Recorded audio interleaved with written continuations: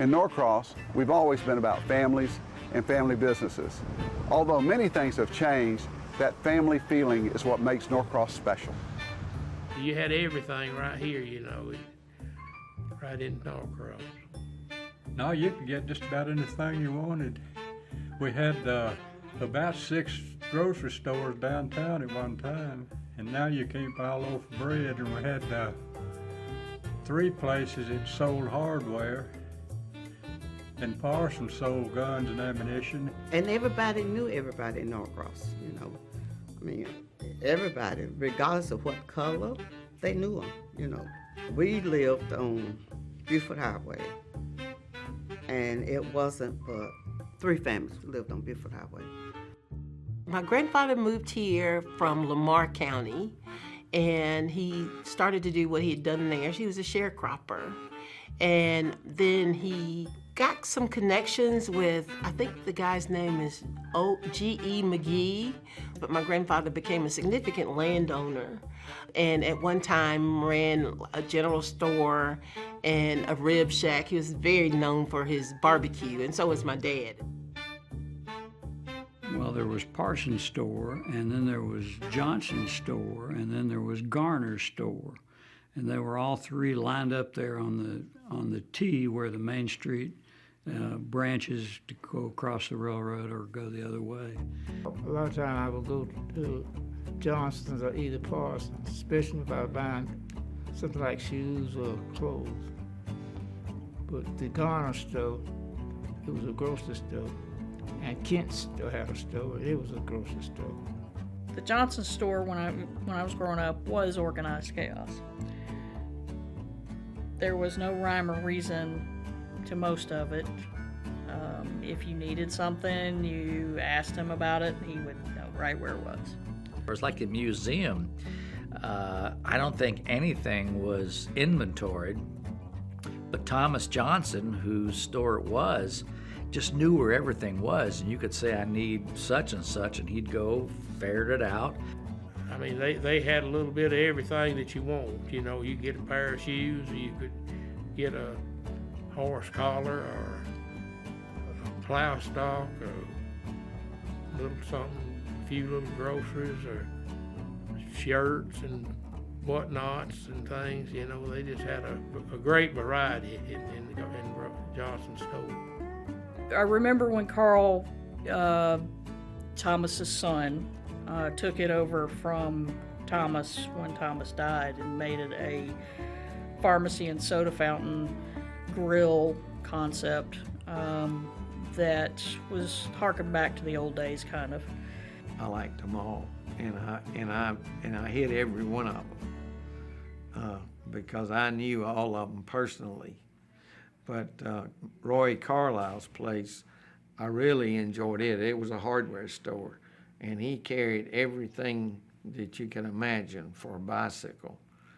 And I would buy an old bicycle and rebuild it from his store and sell it, and then I'd buy another one and do the same thing. But Parsons always had, as they said, very good merchandise. Because I remember that they sold the little baby dresses that you now, Feltman, they had Feltman baby dresses in there with the smocking and everything. Yes, that's what Mother bought all my clothes. The clothes that she did not make, she would go up there and, I forgot, Miss Carroll, it was Miss Carroll and another lady was always up there, and when they got my sizes, they would, we go up there and they would tell Mother, we got Ann's size, go up there, and I guess it would take a month before Mother finished paying for my dress. But most of my clothes came from Parsons. Yep. You didn't have charge cards then. You had charge accounts. So you would have your account there, especially if they knew you. They knew my dad, he worked downtown, and my grandfather, he worked at the tannery, and My grandmother used to do washing. She would wash for people. My family had a running credit line at all the downtown stores, so you really didn't have to operate with money. And Mr. Ivy was a character. He was a lot of fun, not with everybody, but with my dad's children. He had a lot of respect for my dad. And so I can remember riding my bike to town, and I would, get to the counter, and Mr. Ivy would have some other things pulled out that wasn't on my list. And he'd say, you have to take these home with you. And I would say, I can't. My mom told me just to get bread or whatever. And he'd say, well, I'm telling you to take this. It was always a little game. And as it turned out, my mother would have called ahead and said, oh, I forgot to put this or this or this on the list. And so, he would add those things. When I went into Greer Ivy Hardware for the first time, and I bought whatever I bought, probably paint. And the first thing that Bobby Ivy said, should I put this on credit? I didn't have a credit account, so I don't have a credit account. So what's your name? So where you live? Yeah, okay, now you have a credit account. If you needed something, you had to have a relationship with the owner of the store and somebody who would trust you to do what you said you'd do, and you did what you said you'd do. I could charge stuff at Garner, so if I wanted something, I'd go uptown and get it after school. The Garner store was the mainstay in the town. They had good meats and always kept good meats, and we slaughtered about 2 hogs a week and made whole hog sausage, and people came from all over to get our sausage. I can remember going up in the pasture and watching Will Tucker butcher a beef or kill a hog, and he did, and they'd kill them there in the pasture up on North Peachtree, put them in his truck and haul them down here and put them in the cooler. There was a wonderful candy display case that I think the Garners still have at their house. So while my mother was actually doing the business of getting groceries, we would just stand there and press our noses against the candy. And probably try to beg some.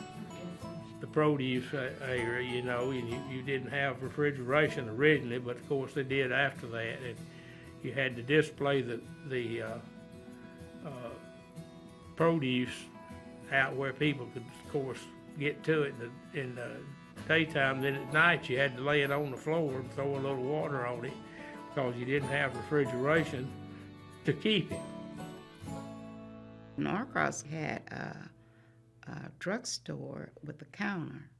I never ate at the counter because that was before integration, and blacks were not allowed. We could go around to the side and buy. Apparently, my location, our store, was where a gas station was that a lot of people will remember, and I can clearly, identify areas of the store where there were car garage, where cars were worked on, and I believe the front part of the store might have been open air where gas pumps were. There was a gas station at the end of town.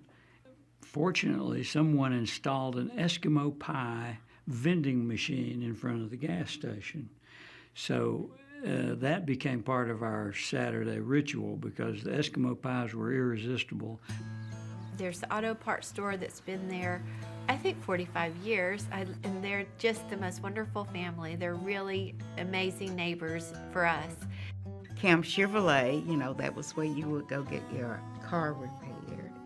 And even before that, it was Lum Howell. He had a horseshoe shop in Norcross. There was Lum Howell's shop on Skin Alley where he shod horses, and I loved to go there and watch him do that.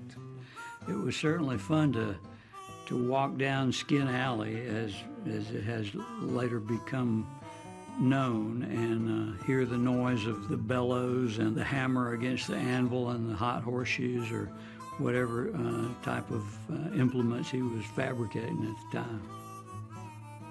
Miss Saunders had a beauty shop but the beauty shop came after, came later on. She began her business in the back of Mr. Ralston Merritt's barbershop. And you had to be careful what you said when you went into the barbershop.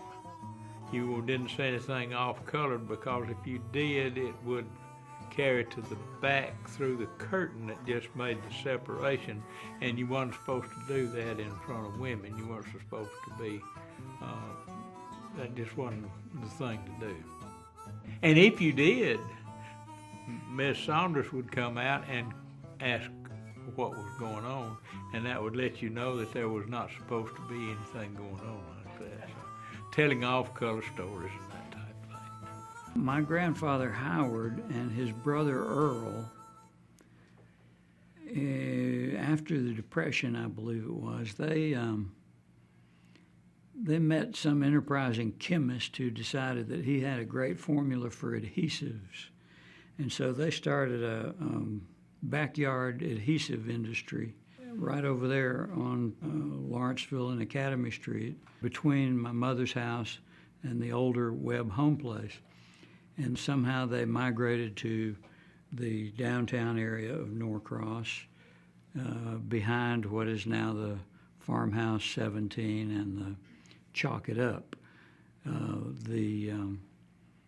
The buildings that are occupied by Eaton Tile and Engine Exchange were, probably up until about 1960, Webb Products Company.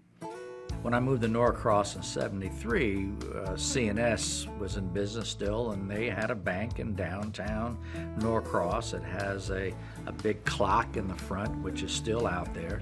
That bank was really the last vestiges of old-time banking. You would walk into the bank and everybody knew you by name, and you knew them because there was no turnover.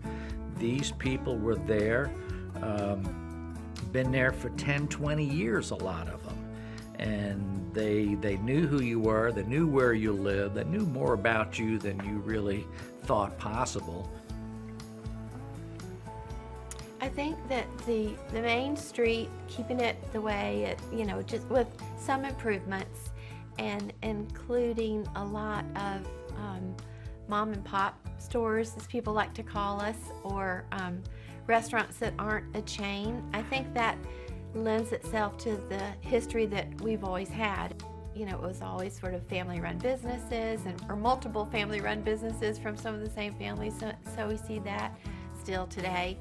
I think the history in town, the beautiful homes, and the new construction that mirrors the historical elements, I think is wonderful. I think Norcross started with good bones, so that made it an easier sale. You can't create history, in my opinion. When you go in Pisano's and I close my eyes, I can see John Romaine purses hanging on the walls and all the things that were important to me when it was Parsons' store. I don't think you can create that kind of feel. I think that's something that comes with time and age. It's just been here. I think every day someone comes in and says, I have been driving through and looking at your store and wanting to stop for years. And here I am, and I'll say, oh, great. And they begin to tell me how much they have, they love the store and they love the town. Repeat business is how you stay in business. So the way we see it is anybody that walks in through the doors, we want to make sure that they feel welcome enough and they have an experience good enough for them to come back and return. But it's also very good for the business to have a community that's literally a block away where they can walk, and it's not just a few houses, it's a big community. And of course now we're getting people from all over the place, which is beyond our wildest dreams, and we're just living the dream, like they say.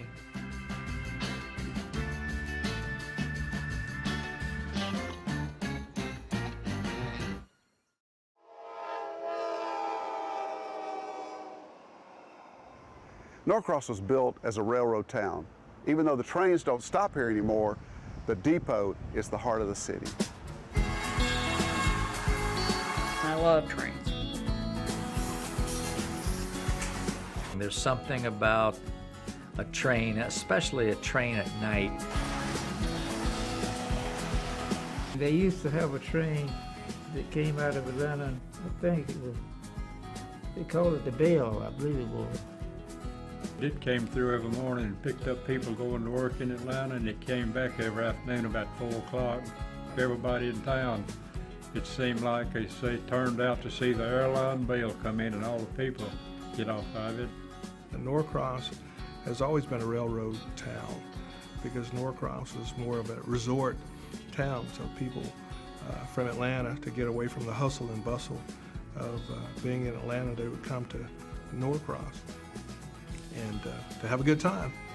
And the depot was a working depot at the time, and I loved to go in there and watch them do the telegraph. I never did understand it, and I still don't, but they had it going all the time. And about 11 o'clock, we'd be all hanging out around the depot. That was just where we congregated, you know, and I never knew of anybody getting in any bad trouble. And you had policemen, you had city councilmen, the mayor, and all these that evolved from that group that sat around up there. You know, it was just a place to congregate. I remember when the depot was a functional mail stop, because the trains were on 2 tracks rather than one northeast bound and one southwest bound. The mail would be delivered by someone in the train tossing it out onto the ground next to the tracks. There was a pole up there, and there was a big hook on the mail car on the train. And that hook would be just hanging out, and the train sometimes would be flying, and that hook's supposed to grab the mail bag and swing around and bring it in. Every now and then it would drop it, and it would get up on the wheels of the train, and it looked like snowstorm. Letters and everybody's checks and everything would be just flying all over the place. Another thing about the trains, of course, we had the cotton gin. Reuben Gett had the cotton brokerage place in Norcross, and Mr. Frank Knight had one. And across the street from the street on Peachtree was a big platform beyond the depot there going south, and that was a cotton platform. And they would pull in and unload the cotton off the platform onto the train and take it, and then there was freight that came in too. Yeah, we got a little bit of flour, white lily flour came in, that's what I remember mostly, and you had to be there when the train got there, because if the flour sat for 2 or 3 minutes, the rats were in it before you got up there. So when the train stopped to unload, you know, we had to be there to get the flour and load it up and bring it back. If you wanted to buy groceries from Parsons in Duluth, you could send your grocery list to Duluth in the morning, and in the afternoon you'd get your groceries, because there'd be a train going up and then a train coming back. I was 5 years old in 1945 when Franklin Roosevelt died, and he was in Georgia down at Warm Springs. And when they carried him back to Washington, they went through Norcross. We watched the train go through, and it slowed down, and the casket was out on the back of the train. I remember when trains stopped stopping at the depot. That was a big deal, because my mom was actually born in Hall County but lived in Duluth, and she used that depot, the train, to travel from Norcross to Duluth. When she's working for Dr. McDaniel, she would, you know, she was off on the weekends. So, you know, she said she would catch the train and go to Duluth. And, you know, she would stay for the weekend, and then she had to be back by, 8 p.m. or something on Sunday evening, so she'd catch the train back. Everybody was sad when trains stopped stopping there, when it wasn't functioning anymore. At one point, the Mayor Webb, had her offices in the train depot. That was the only thing in that train depot. It was pretty much empty. And later on, the city decided to try restaurants there at the depot. Several were attempted, but there weren't any real successes until the later years. In my opinion, the train station is the crown jewel of the city of Norcross. When you eat in there, if your spoon is on the plate, it's going to rattle as that train comes by. And your conversation ceases there for a minute. It's kind of charming. Well, we call it the Norcross pause. So you're in your conversation, and then you just kind of pause for 15 seconds and then keep going. So that's a cute little Norcross pause. Just part of the community.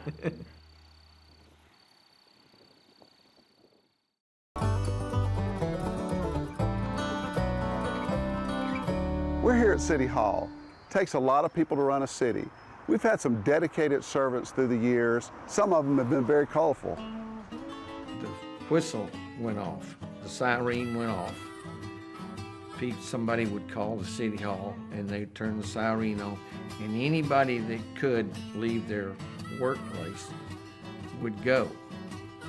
Miner was on the fire department, Malcolm Miner, Richard's dad. And I think Thomas Johnson, who was up, was. Most of the time we had to push the fire truck off to start it because it'd sit there and the battery would go dead. But it had like a 500-gallon tank of water on it, and we would do the best we could do. You know, we saved a lot of chimneys. We had 3 cousins on the fire department. Jimmy and Carl Jr. and I were cousins. We were all volunteer firemen. I guess we had about 20 or 30 volunteers. Everybody volunteered. To call in alarm, you call Garner's store. The number at Garner's store was number 5, F-I-V-E. Somebody in Daddy's store ran out down to the firehouse and turned the fire siren on. We had a fire at the telephone building down on Carlisle Street, and during that fire, the building caught on fire in Dr. Pewitt's 2-story building. It started up in the 2nd floor in a storage room for a 10-cent store. The fire was going pretty good. We called every fire department in the area. I think Alpharetta, Duluth, Beaufort, and DeKalb County finally got there, but we got the fire out. The other features of the downtown area were the police station / volunteer fire department / jail. I remember our kindergarten class on one of our field trips was to go to the City Hall, which was downtown, just a couple of stores away from where the old bank was. And the exciting part of that was to get locked in the jail cell. It was like the Andy Griffith Show. I think they had maybe 1 jail cell, and we would get locked in there and scream, and it was very exciting. I lived next door to Mr. Grady Simpson, who was the chief of police at the time. I couldn't get away with anything, but he was a great man. He gave all the boys in town breaks, you know. It was just a great place to grow up.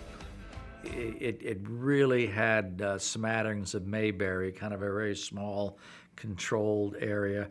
I don't know how many, it seems to me, the police force, I think they had 6 officers, including a chief. Yeah, during the 60s, I remember some of the streets in some of the more challenged areas in Norcross weren't paved. I remember my uncle, Rosie Todd Brundage, who later had a park named after him. And he worked for the city for 50 years. He was the city's first African-American employee. We didn't have a GIS mapping system like we do now, the complicated, complex mapping system. We had him, and he knew pretty much where every sewer line was and every pipe that ran through the city of Norcross was. They depended on him for that. And later on, Brad Cole, who assumed the job, decided, well, we better stop and take some time to get this stuff out of his head and get it on paper.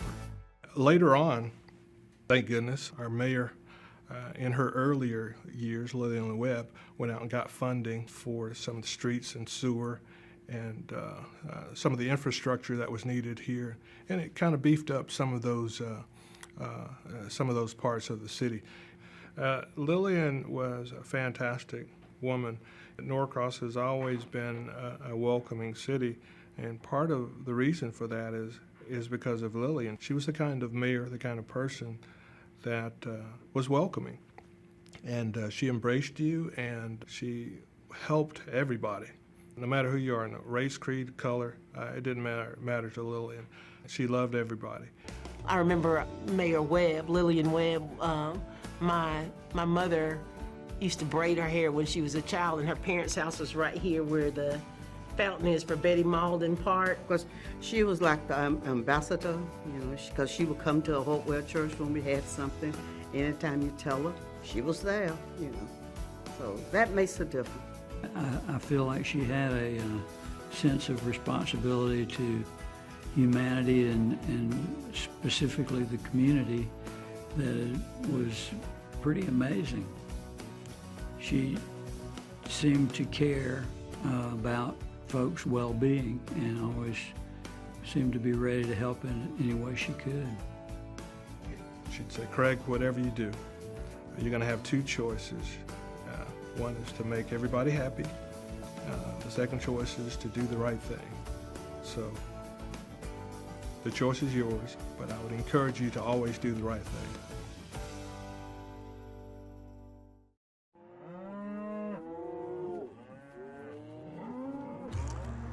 In 1870, when Norcross was founded, it was an agricultural community. Now we've got this beautiful Discovery Garden right behind us. The Welcome Center's right here. People come to enjoy planting and community. It's a great place to discover Norcross. There were a lot of little farms around, and I was always jealous of the people, the kids that lived on the farms, because they got to stay out of school and pick cotton when cotton came in, so I always was envious of them. We didn't have any expressways back in those days. We had Beaufort Highway. That was the main road to Gainesville or to Atlanta, and it was 2 lanes. All the roads from the city limits out were dirt roads, and so there was a lot of farmland around Norcross. Our branch of the Medlocks had a farm out on Jones Bridge Road out of the Chattahoochee River, and they had a home place out there which is now gone. We had cows, we had chickens. My mother milked, my brother milked. I did milk some, but I was not real adept at it. And I was also the youngest, so I didn't have to do that. But my brother could milk a cow in just a minute, and he could also turn the tit up and squirt at the cats that would sit around, and he'd put a little milk in their mouth. I remember a long time ago, in almost every backyard, there was some sort of garden. People they grew their own food, and they'd love to show off the stuff that they've grown to their neighbors. You know, who can grow the biggest squash or the biggest tomato, and you had that kind of friendly competition going on amongst neighbors. We had a garden. My dad had a garden, and he had peanuts, and that's when I realized peanuts grew under the ground. And corn, and he always would buy us a rabbit at Easter. We had 2 rabbits, in fact, and we named them Peter and James. And I remember, like, coming up the street from where we lived was plum trees, and we would pick plums, and my mother would send us to pick blackberries, and she would make blackberry cobbles, and well, you know, we lived in the country. We like agriculture, we like gardening, and the community garden just simply accentuates that. And we all like to eat, no doubt.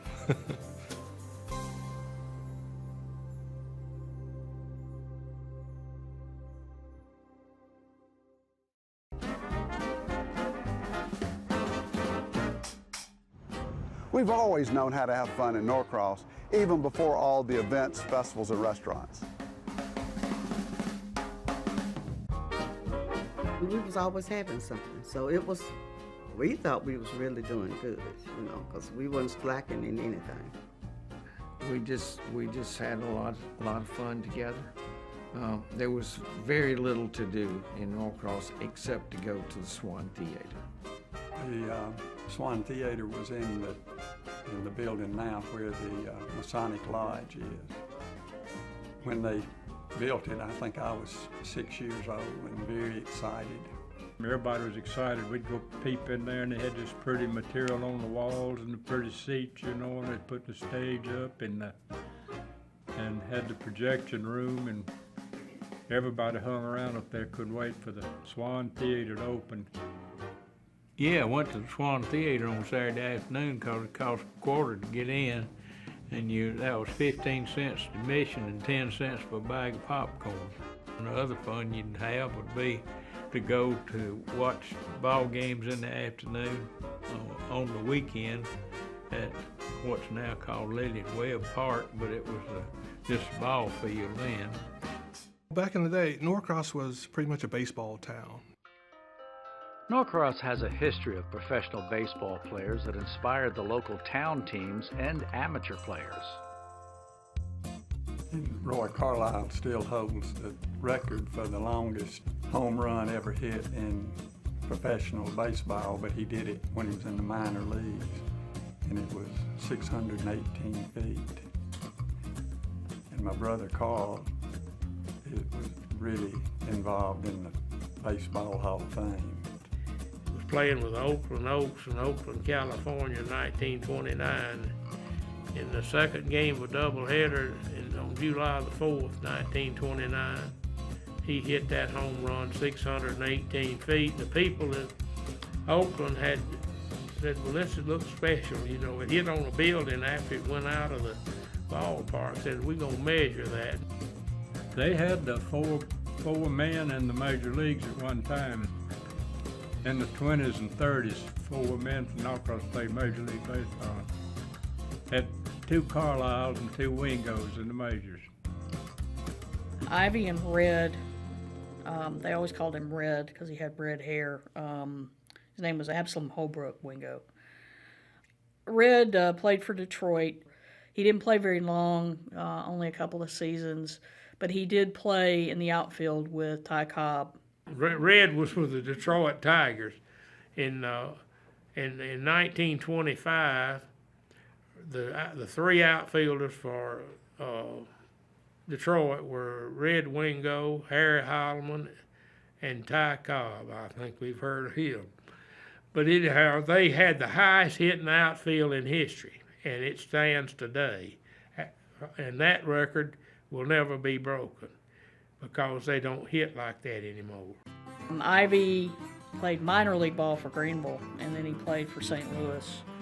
And he got traded to Cincinnati and played in the 1919 World Series. That's famous because the White Sox, who they were playing, threw the game, or threw some of the games because they bet on themselves or bet against themselves to win. And it's called the Black Sox Scandal, or Black Sox Series now because of it. Everybody in Norcross, baseball was the thing, we had the ball field over there, and baseball was it. We had a couple of big ball fields with, of course, the one at Webb Park, which is it's Webb Field now. Of course, it used to be a ballpark, and we had another ballpark over off of Autry, where we used to go and play ball every day over there. So the kids would get together and we'd string up a ball team, and we'd go over there and we'd just have a good time. Jack Trimble, after he retired, he would spend a lot of time with the kids, with the youth. I remember that well because he was one of the members of the Atlanta Black Crackers, which were part of the old Negro League back in the day. So it was great to have a professional working with us, and that made us feel really, really proud. They had a town team that played, and like Norcross would play Duluth, or Norcross would play somebody else, and it was just a good fun time because it was different from what you normally did. Yeah, we had a good baseball team around 1958 and 59 and 60. We had a good, what they call a town team. And we went to the national tournament in Akron, Ohio in 1961. I played on that team. I remember going to a Sunday afternoon baseball game that turned out to be the last one of my grandfather. And I will, always remember that. In fact, I was lucky enough to insinuate myself into the role of bat boy at times. And, whenever one of the players would crack a bat, and I would certainly not want to see it thrown away, so I'd take it home and put glue on it and see if I could still use it. Never worked. Not well enough. I had a great uncle that lived with us. And on Saturday morning, he would tell me, get ready, get ready, get ready. I would get ready, and we would walk to town. But it would take us 2 hours to get back home because he would talk to everybody on the street. And every Saturday morning when we would go through, go up to town, there was about 10 or 15 men out there in that yard, and they was playing checkers. They have these huge, you couldn't buy them, they probably made them, huge checkerboards. And they was all gathered there, and my uncle knew all of them. Biggest thing we did was walk to the store to buy candy, cookies, and our groceries. My favorite thing was a Coke and peanuts. You know how you drop Coke and peanuts. He would buy me that every Saturday morning, and my grandma would say, he's not supposed to be giving you that so early in the morning. Well, I didn't care what she said, as long as my uncle done it, because he was my great uncle. My grandmother told me some stories about growing up in Norcross. It was probably one of the best times of her life, growing up here. They had a group of friends that were in her class and my grandfather's class that they all hung around, and they called themselves the gang. And they had dances at the pavilion, and they would ride their bikes all over town. Every Saturday night there would be somebody playing, and you could go and dance, square dance, and enjoy this dancing period. It was a lot of fun there. And it was just a good time.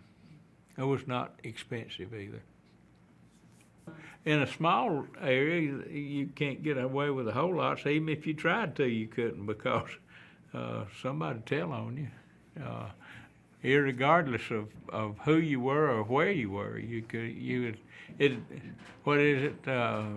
know that your sins will find you out, and they will. We raced a lot. It's illegal, but the law kind of overlooked it. We called it Pinckneyville Racing Enterprises. And we had a line drawn across the road right there just past Spalding. That was the starting point for a drag race. South Old Peachtree and Medlock Bridge, and we raced up and down that hill. We had a quarter of a mile measured off. We'd race a quarter, and sometimes we'd come to the city limits of Norcross and race the city limits all the way to the river bridge. But we'd race every night just about, and we got crowds coming from all over, bring fast cars up there to race. We was lucky. We never had a wreck. Nobody ever got hurt out there. And all those fast cars running up down the road and people trying to get home, but we were lucky. People that lived on the Pinckneyville Hill with the loud mufflers and all, they weren't real pleased with it. It kind of kept them away. But it usually stopped around 12 o'clock, I guess, didn't it? Yeah. My great-aunt, my great-great-aunt, but my great-aunt, Mary Tom, would take me to the park sometimes.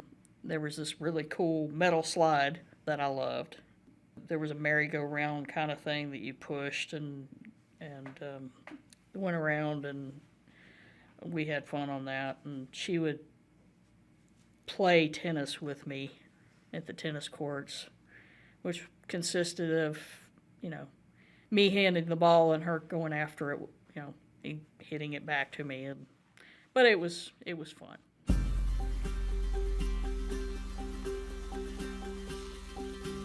people, once they discover our great parks, they want to keep coming back.